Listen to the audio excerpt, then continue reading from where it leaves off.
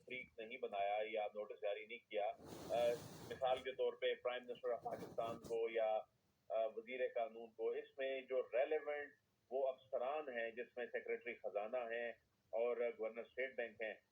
उनको ये कहा गया है कि फंड की फराहमी जो है इसके हवाले से जो तफसीलात हैं वो दी जाएं, और इनको जो तलब किया गया है वो दस्तयाब वसाइल से मुतालिक तमाम तफसीलात भी हमरा लाने का हुक्म दिया गया है। ये बुनियादी तौर पे देखा जाए तो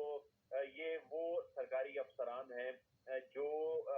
कानून पर अमल दरामद ना करने की सूरत में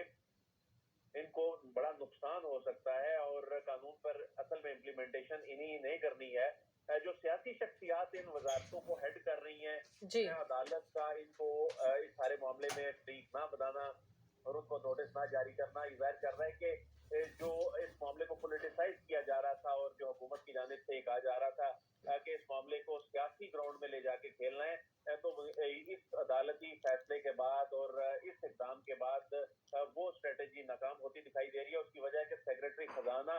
बाउंड हो जाएंगे, बाउंड हो चुके हैं गवर्नर स्टेट बैंक के। उनको असल सूरत हाल फंड की जो है वो अदालत के सामने रखनी है, उन्हें ये फंड रिलीज करने होंगे।